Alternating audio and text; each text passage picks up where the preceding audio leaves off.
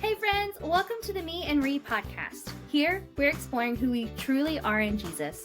We're learning how we can grow together for His glory and our good. I'm Reanna Hoffman, and I can't wait for us to discover what it means to live with intention, to grow in our faith, and to embrace who we were created to be. So turn up the volume, take a breath, and lean in as we jump in with both feet. Ready for the adventure? Let's go! Hey friends, welcome to this week's episode of the Me and Re podcast. I'm so glad you're here, and I cannot wait to introduce you to my new friend, Diana. Diana, can you tell us a little about who you are? Yeah, so I have been in ministry for about 15 years, all kinds of different roles. Currently, I'm working with students, so middle school, high school. I also a couple years ago finished my counseling degree and am working towards being a licensed professional counselor. I'm a Go and Tell Gals coach, starting a company called Abundance Leaders that's goal is to coach ministry leaders in the areas of like burnout prevention and stress reduction, helping them lead from a whole place. For fun, I make gourmet chocolate, like filled bonbons. Yeah, and hang out with my very giant horse of a dog. So, yeah. I love this so much. I do follow you on Instagram, and we'll share your Instagram links with our peoples on Abundance Leaders. So I'm super excited about that for you and can't wait to watch how that goes. Bonbons for fun. Mm-hmm. Do you just make them for your friends? Do you sell them? I don't really sell them, although I do use them to raise money for mission trips when I go on trips with the youth. So in general, because of, rules and stuff in Wisconsin, I don't sell them. But it's like a fundraiser thing and just for fun. I love that so much. I have a sourdough baking addiction. And so I love the creativity that happens when you get to create things like food. And so I am so interested. I love that you get to do that. And I love that you get to serve in so many crazy areas of ministry. Yeah, it's a lot. I'm sure it is. It's good. So I have some questions for you. Yes. My first one is, how do you stay true to who you are in a world that's always changing? I mean, you hang out with middle schoolers and young adults and all the things that come up with ministry life. So how do you stay true to who you are when the world is wild? Yeah. I think that's actually been a roller coaster and is a long story, but to shorten it, in college, I really had to have the realization that I was whoever people wanted me to be. Mm-hmm. And as I grew up and grew older, I started to actually ask myself, am I doing this because I enjoy it? Or am I doing this because someone else might like me more? And as I started to do that, I also started to ask myself, okay, but who does God say I am?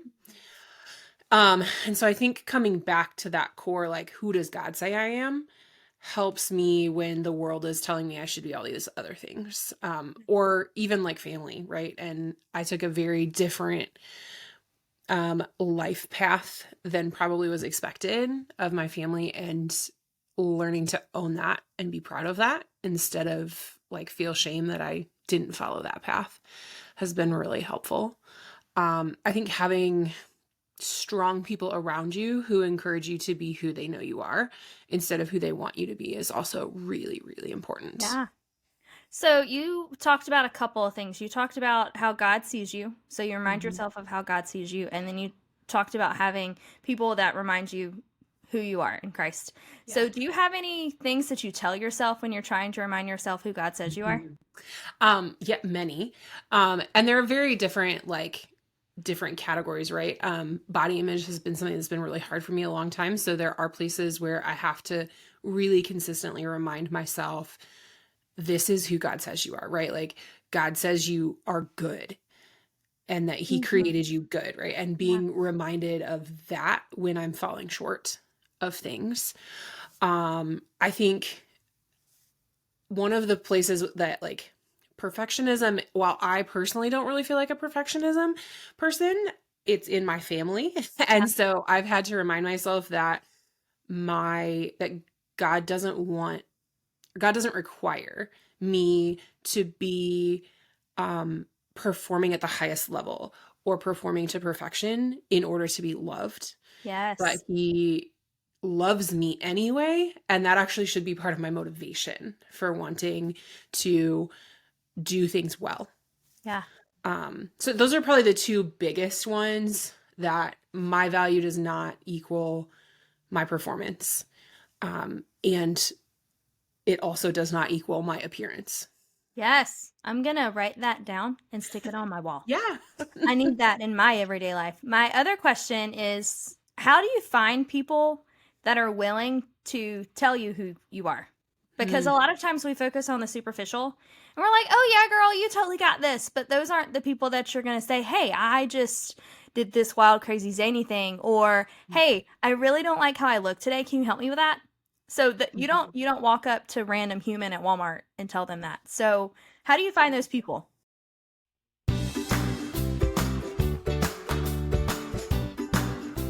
Hey, sorry to interrupt this conversation, but I've got to tell you about something really important. We just started a summer book club around Jess Connolly's Breaking Free from Body Shame, and even though we've already kicked things off, it isn't too late to join us. If you've ever struggled with how you see your body or felt like you had to shrink or hide to be accepted, this book will meet you right where you are. Together, we're learning to reject shame and embrace the beautiful truth that your body is good, because God says it is. You can jump in now by signing up at reannahoffman.com/book club or by clicking the link in the show notes. Come join the conversation. We'd really love to have you. Back to our conversation.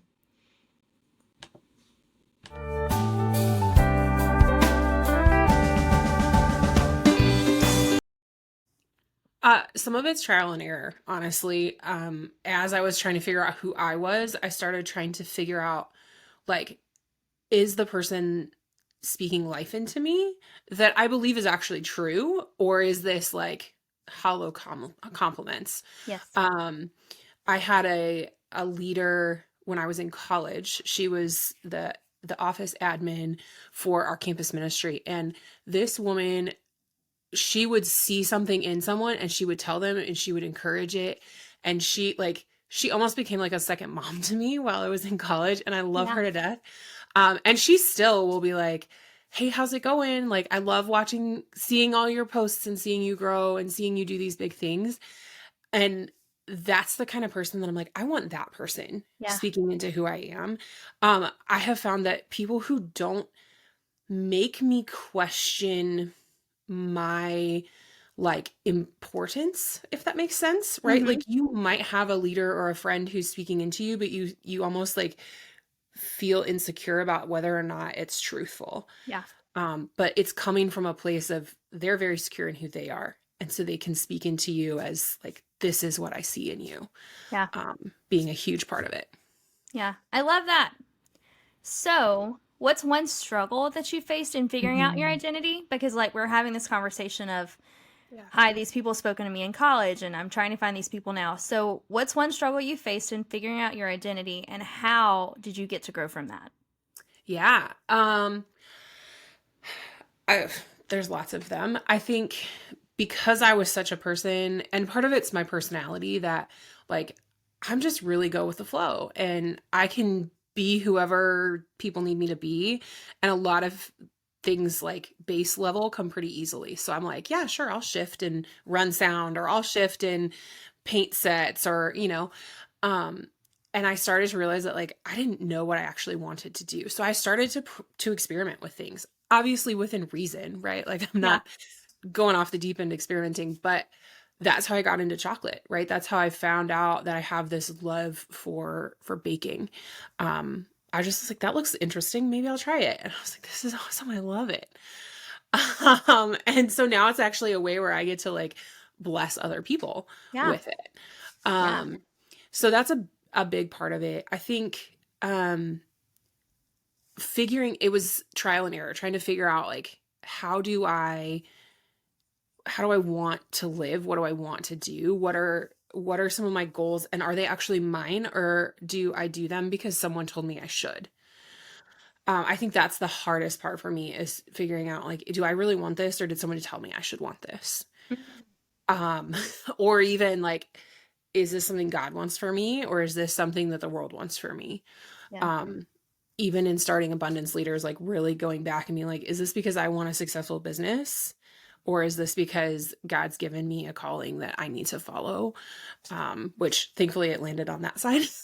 Yeah. um, so I think, does that answer your question? Yes. I have a follow-up question. Yes. How do you discern what is the Lord and Mm, what is what other people are telling you? Because a lot of times when we live in community, you have those people that are following Jesus and listening to the Holy Spirit, but sometimes they give you really bad advice. yeah, So absolutely. how do you negotiate like, okay, I trust this person. They told me I need to do this, but this is Mhm. not what the Lord's telling me to do. How do you figure that out in the back and forth? Yeah, I think some of it is, it depends on the person, right? But for me personally, the times that I have been super sure that it was God, there was no question. Yeah. It was not one of those things that I overthought in my mind. It wasn't, it was, this needs to happen. Like when I moved to Wisconsin, I was sitting in church on a Sunday morning and it just out of nowhere, it was, you need to be done in this town and you're going to move. And then Mhm. it was like almost a year of where am I going to move? Yeah. And then when that came, it was you're moving here. Like it's been very, very clear and very peaceful, even if it's a terrifying step. Um, as far as discerning the people, I think when it's coupled with that peace, right? Like I think we know when we're overthinking too many things and we get in our head rather than being able to listen to that, like, yes, it's a quiet kind of voice, but it's also just very, this is your step Yeah. for me. Yeah. I love that. I love that the Holy Spirit gets to give us that because when you Mhm. said he told you and there was no question and then the peace that came, I love when we hear stories of that because we know that that's the Lord's faithfulness and we know that it's his provision and sometimes we just have to be patient in that. I have a very similar story because I moved from Mississippi to Virginia. And the whole, okay, you're going to do this and you're like, "I'm sorry, what?" And what do I do? And why? And you just have to wait patiently, but the Lord gives you crazy, amazing things that you could never have dreamed of. Yeah. And so when we are seeking counsel and we are standing in who the Lord calls us to be and what he has identified us as, he gives the peace and we get to rejoice in the peace that he gives for us. So I love that part of your story. We've talked a lot about the Lord. You work in ministry. So, how does your faith shape your decisions about your career, your Mhm. relationships, what you want to do with your life? When that ships? Like, how Yeah. does that change things? Um, a lot. And it's always, honestly, the biggest decisions have always been the easiest for me, because they've been so clear, Mm-hmm. which I feel like is not normal. But like I only applied to one college. I knew where I was going. I knew when it was time to change my major. Like I started out as an engineering major, which engineering to switch to business and then be in ministry, they're all over the place. Yeah. But I was sure, like it's one of those things where it's just this needs to happen. Um but I don't think if I wasn't focused on where's God working, I would be able to hear that with confidence. Yeah. Um and I do think some of that is also just personality for me. Yeah. Um but I would say, I mean, my faith shapes everything, right? Like when I was gonna go back to school to be a counselor, I was like, I want a good education, but I also want to learn how to integrate faith into counseling. Yeah. So I went to a Christian school to get my master's, and then I now work for a Christian counseling agency, where we integrate our faith into, and obviously like we're within all the ethical codes that you have to be Yeah. within. Um, but that idea of like I approach my counseling job with a Christian worldview. Yeah. I approach how I treat people with that, right? So it really leaches into every part of who I am and how I want to interact with people. I don't do it perfectly, but um yeah, it's that primary, like this is what I do. It approaches how I work with students, and I'm shifting out of ministry in the near future. And so it's part of that too, right? Like God is shifting Yeah. that. He's even in my own personal like mental health growth and emotional health growth, like my faith has impacted that greatly because they're very much connected. Oh, yeah. Absolutely. So I have another question. Yes. We've chatted about identity. We've chatted about struggles we face. We've chatted about how our faith shapes all of the things and all the decisions, and the Lord is very clear in crazy things. Mm-hmm. Do you have any advice that you would give to a young adult, a college student, Mm-hmm. about what to do when the Lord changes your plan?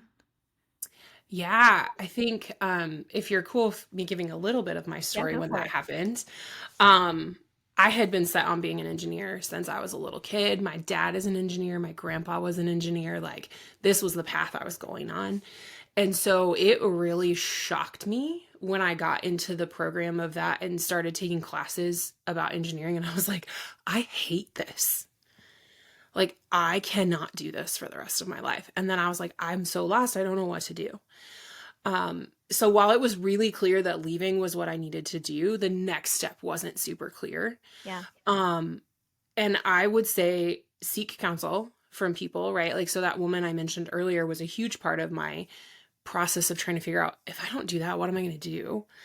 My mom and I have the kind of relationship where we could talk about it a little bit.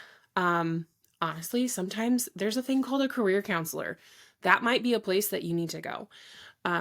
There's all kinds of things that you can do to learn, like, what are you gifted in? What are you passionate about?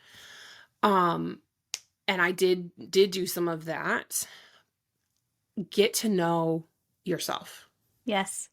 right? Like, it's okay if the thing you thought you were going to do or your family pushed you towards or whatever is not the thing that God is saying do. Yeah. And honestly, like I didn't ever intend to be a counselor. So there are times in your life where that might shift again. And it's okay. There's nothing wrong with shifting careers or going a different direction than you thought, but definitely seeking input from people that are wise. And that does not mean poll taking. Like poll taking is going out and being like, do you think I should do this? Do you think I should do that? And asking a ton of people, but like intentional relationships with people who know you and who make great I mean, nobody makes great decisions all the time, but who have that wisdom, right, to speak into, yeah, I actually think that this would be really good for you. Yeah. Which is how I ended up in counseling. My step grandma just looked at me one day and she's like, I think you need to be a counselor. And I was like, no. But as I kept thinking about it, it just was confirmation after confirmation from God being like, yeah, you need to do that. Yeah. I love that advice. And I'm learning that in my current season because I went to school. You were talking about all of your big decisions were like, oh, yeah, it's very similar. I was like, yeah, I'm going to do this. I'm going to major in this. And I didn't change my major. And I kind of wish I had now because I went to be a school to be a teacher and was a teacher for 2 years. And the Lord was like, okay, bye. And I was like, I don't know what to do now. Yeah. Like I spent my entire high school career and my college career and I didn't try anything else. And so all of a sudden, I had to try all of these things, and trying things is scary. Yes. And so you have to be courageous and you have to be brave and do those things. And in trying things, I have learned so much about myself because I didn't know a whole lot about myself either. I was very much okay, they said I should do this, I'm going to do this. Mm-hmm. And I am now learning that that is not always the case. Sometimes there is an alternate agenda. So Yeah. be careful about that, my dear friends. Sometimes people have an alternative agenda and it is not just to benefit you. But back to the point of, yeah, for real, get to learn yourself. The Lord created you to be exactly who you are. And if you are trying to be somebody else, you've missed the point and He can't use you in the way that He wants you to. I'm also learning that all those things that change, He is preparing you for something else. So my teaching degree, I get to use it all the time when I'm coaching large groups, when I'm teaching in any capacity, whether it is professional development or I have a Facebook group that I'm in right now and I got to lead a session on community and I loved it. And had I not had the skill set of being a teacher, like that would not have been as easy for me. And there's other weird jobs that I've been put in recently. Even when I was in high school, when I was a waitress, like all of these crazy weird jobs that you get put into, and then you're like, oh, I learned how to do this, and I learned how to do that, and I learned how to respond to people when they're really ugly, and I learned how to do paperwork, which I don't like.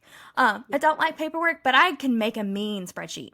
I can do it all because of these other jobs that the Lord has put me in that I've needed these skill sets for. So when you're in positions, kind of like we are, you're in a job that you never dreamed you would be in, and you have changed a little bit, and it will probably change again because the Lord designs us to do crazy things.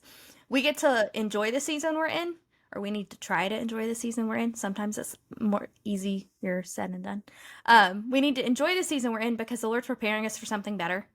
And so I love how you're encouraging us to try new things and to figure out what we like and trust in the Lord and find good guidance, not just everybody's guidance. I have totally polled people before. Me too. I saw it in my head. Like, I saw myself on a Sunday morning because I was like, hey, I had this job offer. What do you think? And I bounced to the next person. Hey, I had this job offer. What do you think? And after the 15 people I asked and 7 said do it and 8 said no, that was not very beneficial. Yeah. But seeking after the Lord and what he has for us, now that's beneficial. Do you have anything else you want to share with us in all of your amazing wisdom today? Well, I just, along the lines of getting to know yourself, I think there's a lot of really helpful tools out there. So and these are not like, I'm not getting anything from these at all. This is just ones that I've used that I really enjoy. There's one called I Said This, You Heard That. Ooh. That's about our temperaments. Okay. So personality is like almost like a reaction to things, but temperaments is like our base wiring. And so it's all about how you might say something and I might hear it completely different because my lens of the world is different. And so it's all about how can we use our words to positively build people up, by knowing and understanding how other people hear stuff. That was hugely helpful for me. My mom and I butt heads sometimes, as most do, right? But I now understand kind of where that comes from. So when I speak, I can speak into her quote unquote language. And it goes a lot better, right? Or when she's really frustrating me, I can learn to filter it through, oh, this is how she's communicating instead of this is about me and I'm bad. I think that's a huge one. Honestly, even if you don't have like major trauma, I recommend counseling for people because it helps you grow and understand yourself. And the goal is not to be in it forever. Yeah. But most of us don't learn skills like how to feel our emotions. Yeah. And I think that's part of growing, especially in that young adult time period. Like if you're a young adult and you're single still, use that time, right? Like get to know yourself, get, your financial part, and like use that time as prep. Yes. Because you will be so much better off down the road when you are married or you are in relationships if you have spent time knowing who you are and your value and really having your identity in Christ rather than in the external people around you. Yes. I need a button right here that just says yes. Yes. Yes. I don't know if you noticed, I went to reach for my cell phone to look up the I Said This, You Heard That. And so we'll leave a link to that in the show notes if you're just as curious as I am. I'm legit going to get off this call and go look that up. And I wholeheartedly agree about counseling. I did 3.5 years of counseling when I was in college, and it was life-changing. Yeah. Because that was the first time I got to figure out what I even liked. I didn't even know what snacks I liked. And so why I function the way I function. And then I've done some since then. Yes, total yes about counseling. But Yeah. friends, go ahead. Oh, I was just gonna say, and it's okay, like if you don't click with a counselor right off, like it's okay, give it a chance, but it's also okay to switch and find one that you do click with. Because it's like any other relationship in which it has to be built. Yes. And your counselor will not get offended if you're like, I just really don't know if we click. That's okay. Mm-hmm. At least they shouldn't get offended. I've had to break up with a counselor before. Yeah. Yeah. And that's okay. not as difficult as breaking up with another human, but breaking up with a counselor it's a thing. It's okay. Yeah. But friends, please take this advice. Diana is amazing and giving us all the good stuff, and I am like itching to get a hold of that. I said this, you heard that. So it will be in the show notes. If you don't know how to get to the show notes, people, under the play button, there's going to be 3 dots, and it's going to have like a microphone and episode details. You're going to click those 3 dots, and there's going to be a whole bunch of stuff that pops up. It's going to have the summary of what we talked about. It's going to be some keynotes, and it's going to have these links, and then it's going to have our Instagram socials stuff linked there. If you've never seen it before, this is going to be super eye-opening for you because this is where you get all the info. So go ahead and click that. I'll link it so all it does is pop up in your browser. And then you're going to follow me on Instagram, and you're going to follow Diana on Instagram because you want to see what cool stuff we're doing. Okay, cool. Also, if you have any questions, comments, concerns about anything we talked about, you can leave it below in a comment box, or you can message me directly on Instagram. My Instagram is @Reanna, REANNA.Ivy, IVEY.Hoff, HOFF. And if it pertains to me, I'll look at it. If not, I'll forward it on to Diana, and we can get you situated in whatever thing you have. But Diana, it has been a joy and a privilege, and I feel very equipped and resourced, and I am so ready to go. So, bye friends. You're amazing, and can't wait to see you next week. Bye. Thank you. That's it for today's episode of Meet and Read. I hope this conversation encouraged you, challenged you, and reminded you that you are seen, valued, and loved. If you loved this episode, be sure to subscribe, share it with a friend, and leave a review. It helps more women like us step into who we were created to be. Keep leaning in, keep growing, and keep walking with Jesus. Until next time, bye friend!